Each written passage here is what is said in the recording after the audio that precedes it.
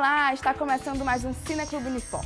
E no programa de hoje nós vamos debater o filme Últimos Dias no Deserto, que sob direção de Rodrigo Garcia mostra Jesus Cristo em sua peregrinação durante 40 dias no deserto, em jejum e oração, passando por várias provações. O debate está imperdível. Confira.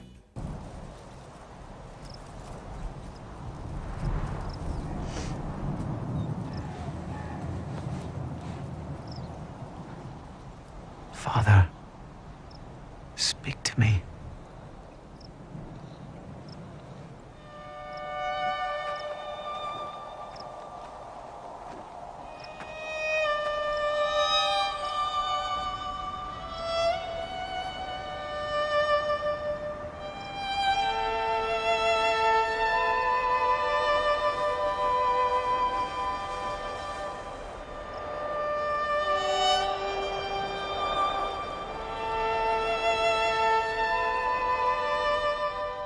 Estamos iniciando mais um programa Cineclube Unifor. Cineclube é um espaço de extensão universitária para falar sobre cinema. O filme de hoje é um filme bastante especial, Os Últimos Dias no Deserto, filme de 2016, com Ewan McGregor fazendo o papel de um homem santo, um Jesus bastante humano, andando pelo deserto, peregrinando pelo deserto nos seus últimos dias antes de entrar em Jerusalém. Para conversar com a gente sobre o filme, está aqui o padre Hermano Alegre e a professora Sandra Helena, ambos já frequentadores, já passaram por aqui outras vezes, né? Já conhecem a dinâmica. Bom, padre, eu queria pedir para começar ouvindo as suas palavras. O que você achou do filme? Quais são as suas impressões? Bom, eu não conhecia o filme. Eu vi uns pedacinhos, não sei aonde. Mas vendo o filme assim no seu conjunto, eu achei muito interessante uma coisa. É um realismo que pode, para quem está acostumado a ver aqueles filmes de um Jesus todo loirinho, de olhos azuis, que olha sempre lá para o céu, né? É um realismo muito forte, né? Contundente. E acho que esse filme, como, não sei se vocês conhecem A Vida de Jesus Cristo, de Pier Paolo Pasolini, quando saiu, já uns 40 anos atrás, acho, né? Ou mais, foi um escândalo, né? Porque apresentava um Jesus Cristo, uma pessoa humana, que vivia com as pessoas, tinha atitudes normais de qualquer pessoa. E ali o escândalo, cadê o Filho de Deus, né? Bom, nesse filme, eu vi que o realismo com que é apresentado, né, para muitos cristãos, isso não é um filme sobre a vida de Jesus Cristo. É qualquer coisa aí, mas não o que resulta dos evangelhos. Bom, eu acredito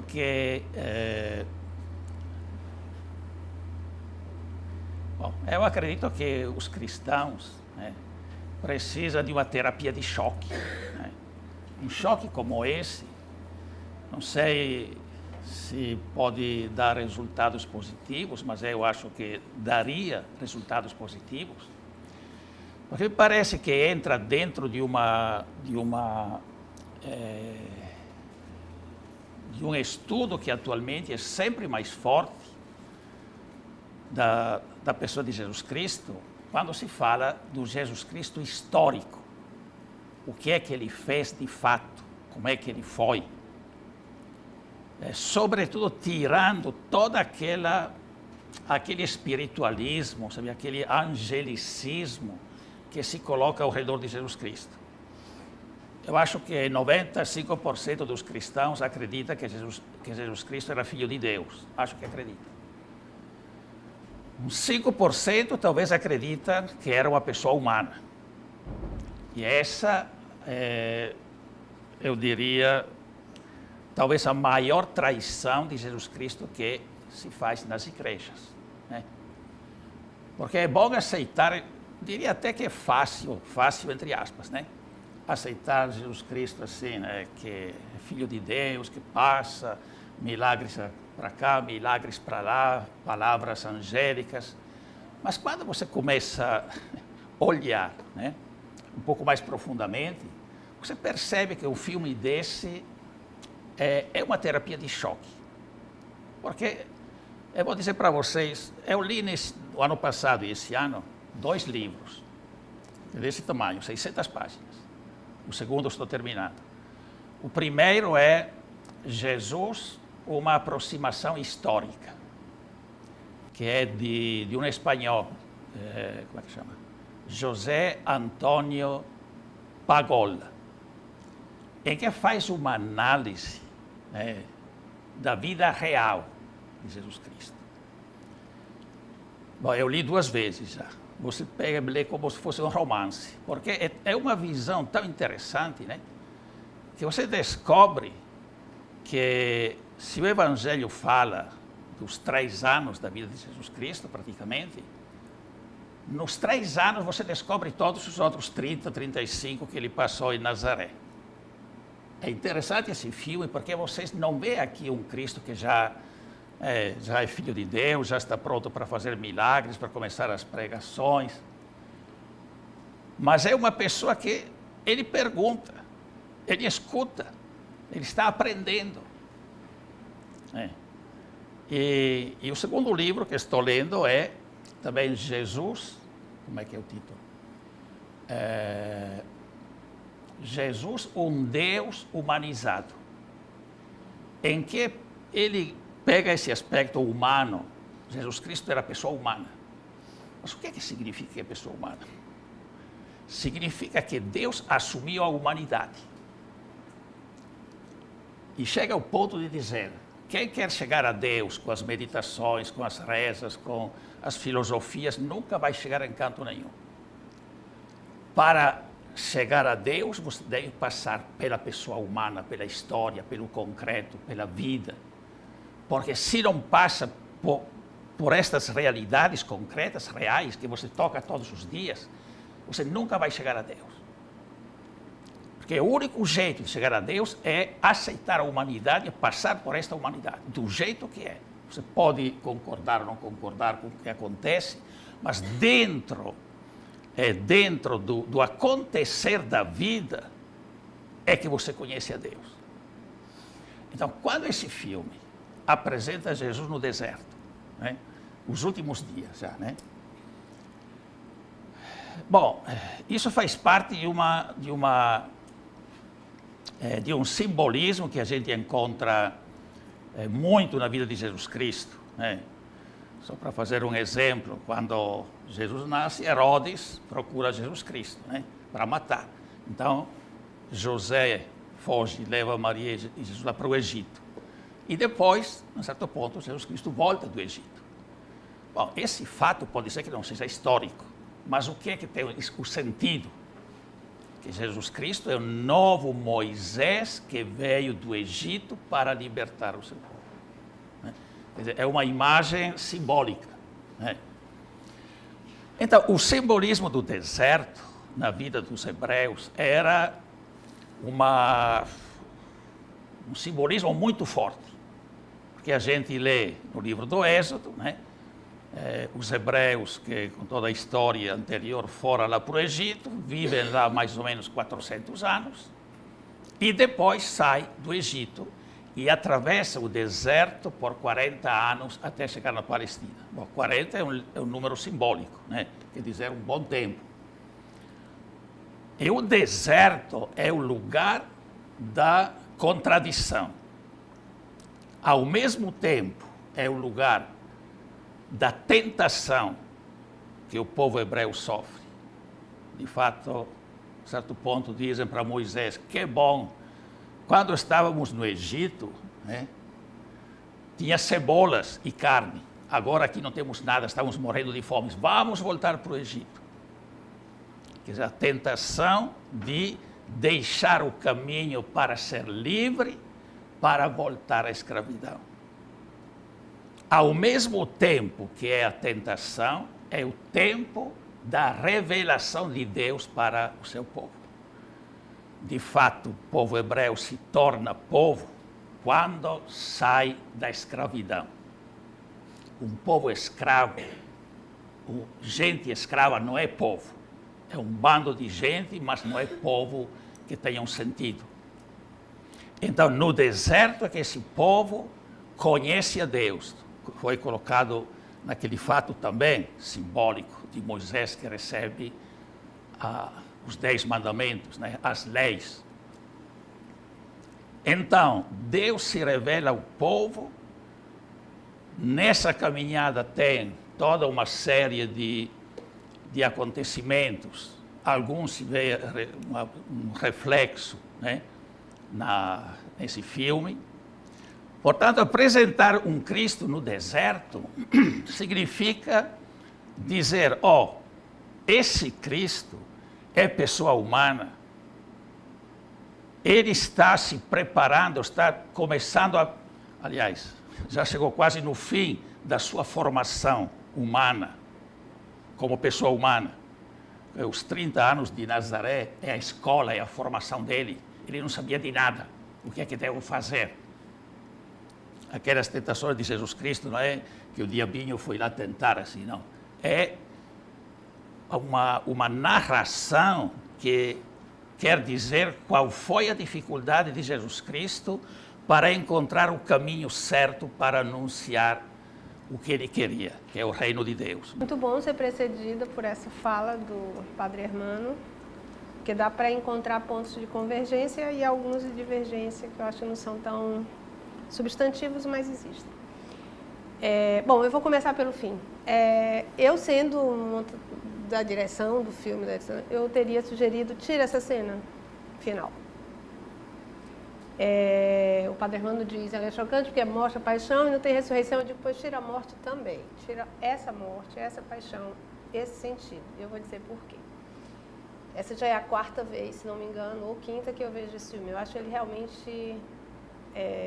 eu gostei da expressão terapia de choque. Eu acho ele contundente, essa é a palavra. Sandra, só comentar uma coisa, na verdade, a última cena mesmo... Não, né? eu tiraria a cena da paixão. Agora, depois que Também ele coloca vale a a pena paixão, depois que ele coloca a paixão e coloca aquela última cena, eu Vale acho a que pena tinha uma comentar Sandra lá também. perto deles. Vamos diluir essa cena aí da paixão com a cena do penhasco dos turistas. Né? É aí que eu quero chegar. Ele foi tão impactante para mim que eu fui para o deserto do Atacama. Mas, padre, tem uma coisa interessante, que eu já trouxe os meus alunos de filosofia e psicologia para assistir esse filme. Alunos jovens, primeiro semestre, entram aqui. No primeiro momento o filme não diz nada, ele apenas diz o homem santo, naqueles dias, bem no iniciozinho, né? Foi para o deserto orar e jejuar e tal, encontrou orientação. Mas algumas pessoas não prestam muita atenção nessa legenda inicial, nessa epígrafe do filme, e começam a assistir. E aí depois a gente vai debater o filme e, significativamente, uma parte bem considerável dos alunos e alunas sempre chega e diz, eu não tinha pensado que era Cristo. Yeshua, né? Até chegar à cena da crucificação. E eu coloco esse filme quando a gente está discutindo o helenismo. Eu vejo Jesus como um helenista. Envolto naquele mesmo contexto dos helenistas, que são terapêuticos todos eles todos estão tentando encontrar uma saída, um que fazer, uma solução, uma arte de viver, um saber viver dentro de uma circunstância política, que é uma circunstância, inclusive, muito semelhante à nossa, onde não há grandes saídas, elas não parecem existir nesse mundo, ou pelo menos não pela via política. E então as pessoas, quer dizer, o saber, né, a tradição política que vem da Grécia, se transforma daquele primado político que havia com Platão, com Aristóteles, né, no período áureo, e se desloca para a esfera de saber viver, a ética como saber viver, encontrar os valores, o modelo de vida que permita que a pessoa sobreviva num mundo que não faz sentido. Isso, sobretudo, para os materialistas, os epicuristas, os estoicos, os céticos. E não por acaso, os primeiros padres são judeus helenizados. São pessoas que tinham dialogado profundamente com essa tradição. E você vai encontrar depois, quando eu disser alguma bobagem, você me corrige, você vai encontrar depois na formação do cristianismo mais doutrinária a combinação desses elementos. Inclusive elementos do estoicismo, do platonismo. O próprio Paulo, né? Mas então, o que é bastante interessante nesse filme, quer dizer, quando eu vi no cinema e depois quando eu trouxe para os alunos, que impacta esse aspecto de uma pessoa se procurando. Esse aspecto de uma pessoa que, atentem, agora eu vou chamar a atenção de alguns aspectos do próprio filme, que não quer passar batido na vida. Essa fala não aparece, evidentemente, na boca de Yeshua, ela aparece na boca do garoto, como um escândalo, e do qual o próprio garoto diz, eu me sinto envergonhado disso, é muito presunçoso. Né? Porque, de certo modo, aí vai a minha interpretação, a relação do garoto, que nunca tem nome, o garoto, the boy, com o pai, a meu ver, é uma emulação da dinâmica conflituosa que se dá entre Yeshua e esse pai, que ou está lá fora ou é o carpinteiro. Essa grande dúvida que ele também traz. Na tentação da mãe, aparece uma dúvida, aquele garoto é filho daquele pai ou não é filho daquele pai? De modo que, na morte do pai, a mãe chega e diz, ele é teu filho e ele te ama.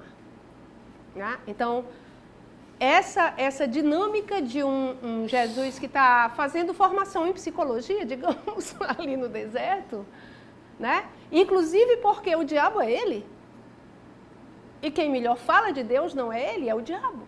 Perfeito, perfeito. É a intimidade dele, é um dilema pessoal que todos nós atravessamos. E mais, o deserto. Eu fui para o deserto porque eu digo, eu vou ver qual é essa história do deserto. E eu saí pesquisando, não consegui encontrar em que locações, porque o cara é colombiano, né, o Garcia. Então, eu quase vi alguns lugares do Atacama, mesmo, são desertos, são desertos semelhantes. E o que é que o deserto mostra para você de cara? Tem uma cena que o pai diz a Yeshua, por que ele mora no deserto, né? Yeshua pergunta, ele diz porque o deserto é impiedoso. Ele não deixa você se esconder. Ele coloca todas as suas ilusões fora e só resta você. E tem uma cena fantástica, eu acho que essa é a melhor cena do filme, se eu pudesse ter que escolher apenas uma, que é quando, pela primeira vez, ele é instado, porque quando ele é instado pelo pai a dizer alguma coisa, o pai é muito irônico, muito sarcástico. Ah, tá, você está sozinho? Não, não está sozinho. Tem um espírito sempre acompanhando vocês.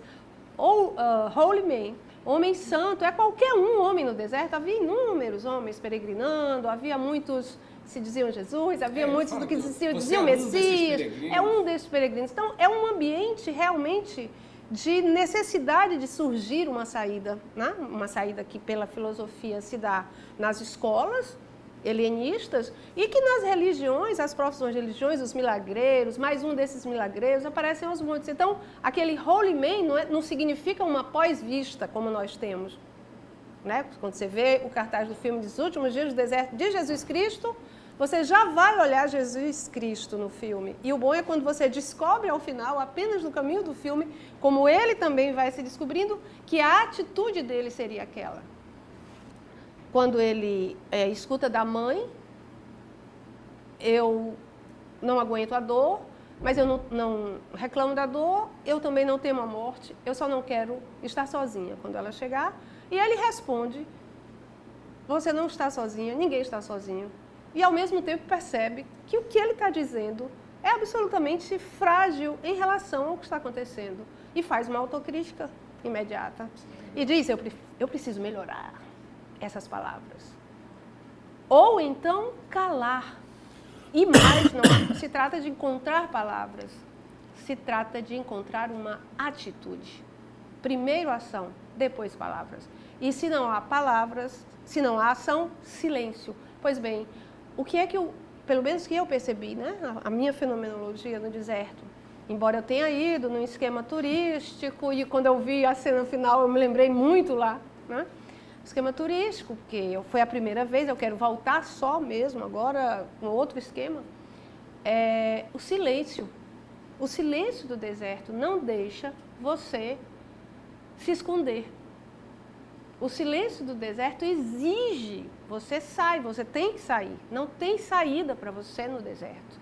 Você sai.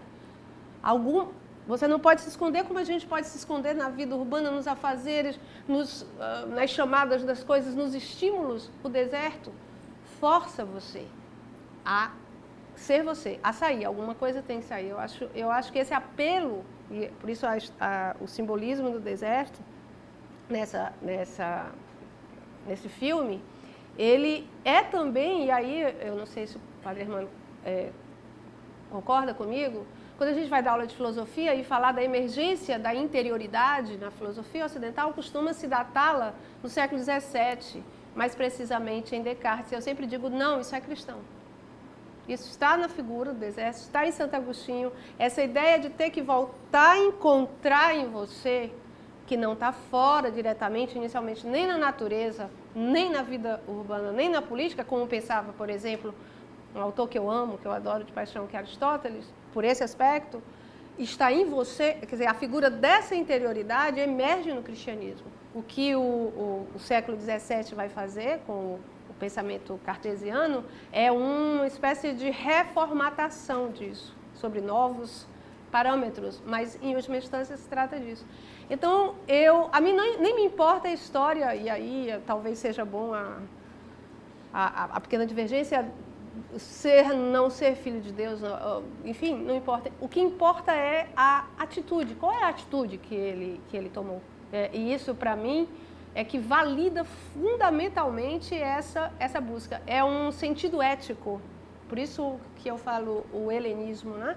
É um sentido ético desse Cristo com ele mesmo, que o Garcia tenta nos devolver, que aí eu concordo completamente com o Padre Hermano. O cristianismo, 95%, sei lá quantos, né, dos cristãos, perdeu completamente. Quer dizer, de olhar a nova atitude, de estar no tempo. E tem uma pergunta do seu alter ego, né, que é pensando aqui como diabo, que é brilhante, ele é apaixonante, esse diabo, né? Ele é fantástico, ele fala do eterno retorno do mesmo, né? O tédio da existência, mas diz, você me deixa um pouco inquieto, esperançoso, como quem diz, essa pessoa tenta fugir desse mesmo, que vai e vem, que vai e vem, que vai e vem, que vai e vem. E que importância você terá daqui a 1000 anos? E o filme termina mostrando que aquele lugar tão impactante como os que eu visitei, alguns dos que eu visitei no Atacama, certamente, que tinha aquela cultura indígena, aquelas várias comunidades indígenas, a gente tem os sítios arqueológicos e a gente está lá. Algumas horas, quando eu estava lá fazendo isso, eu dizia, que ridículo o que eu estou fazendo aqui, né? Justamente porque a gente passa por cima sem que aquilo que gerou, que gestou, tenha alguma significação. Para nós, vale o embrulho. Mas isso é muito triste quando se trata de uma atitude tão rica para nós, do ponto de vista humano, como é a atitude do Cristo, né? Que é a atitude de levar a sério a si mesmo. Quer dizer, viver na inteireza de sua própria convicção, independente de para quem acredita ou não, e só assim me parece que ele pode ser levado a sério pelos não cristãos. Padre, o senhor acha que o cristianismo ortodoxo consideraria esse filme herético, enfim, deveria ser banido, ou o cristianismo hoje consegue dialogar bem com outras perspectivas? O catolicismo seria Eu acho que pergunta. eu acho que uma boa parte condenaria. Como 40 anos atrás, quando saiu o filme de Pier Paolo Pasolini, né, foi Um escândalo. que se escreveu contra esse homem, né? Porque desde o começo, quando se apresenta, né, sai o nome Jesus. Yeshua. Quer dizer, afirmar uma personalidade real, própria, humana, eu me chamo assim, eu sou esse daqui. Que depois, ao longo do filme, a gente percebe que Cristo vai descobrindo coisas. Quer dizer, essa para certas pessoas não entra na cabeça, né? Não entra na cabeça. Porque não se aceita, né, que Jesus Cristo tenha aprendido, né? Eu espero que um dia saia um filme que apresenta os primeiros 35 anos da vida de Cristo. Depois, também estou de acordo que aquela paixão lá no fim foi colocada assim, né? Abruptamente. Como a fotografia do turista. Quer dizer, você descobre tudo. No pouco que o Evangelho fala, você descobre toda a vida dele. Onde é que ele aprendeu que a criança não tinha valor, mas que deve ser valorizada? Onde é que ele aprendeu que o publicano, pecador público é desprezado? Que a prostituta é desprezada? Que os samaritanos eram odiados? E todas estas pessoas são aquelas que aparecem. Quer dizer, na vida de Jesus Cristo aparece aquilo que ele aprendeu antes. Ele valoriza, encontra, sustenta toda aquela categoria de gente que era amaldiçoada, que era desprezada, que era marginalizada das religiões, né? Então, esse aspecto, né, que aqui, para mim, o aspecto que eu achei mais interessante foi que você não tem uma pessoa que já sabe tudo, não sabe nada. Ele vai descobrindo, vai aprendendo, né? Então, dentro de um tradicionalismo, né, hoje, eu estava lendo ontem um artigo sobre certas intervenções de grupos que lá em Roma, por exemplo, colocaram o Papa Francisco, né, com as frases embaixo, né, xingando o Papa Francisco, porque é humano. Porque é humano. Aí que a gente, sabe, vem o choque. Que o Papa Francisco fala, não é a lei que devemos olhar. A lei vale, mas vale até que vale. A pessoa humana está acima de qualquer lei, né? Está acima de qualquer lei. Então, ou você considera a pessoa, ou você considera essa lei que, sabe, é quadrada, não leva em consideração ninguém, né? É aquela história da mitologia grega que dizia que havia um hoteleiro que ele tinha um hotel e tratava muito bem os fregueses, só que ele tinha uma mania, que cada freguês devia caber na cama que ele tinha. Então, se o freguês era menorzinho um pouco, esticava até chegar no tamanho da cama. Se era grandão, cortava um pedaço para caber na cama, né? Quer dizer, há uma mitologia que diz uma coisa muito profunda, né? Não se pode fazer as pessoas, sabe, dentro da medida que nós, inclusive, chamamos que são as leis divinas, as leis de Deus, as leis disso, daquilo, né? Quando isso acontece e você vai contra a pessoa humana, já pronto, né?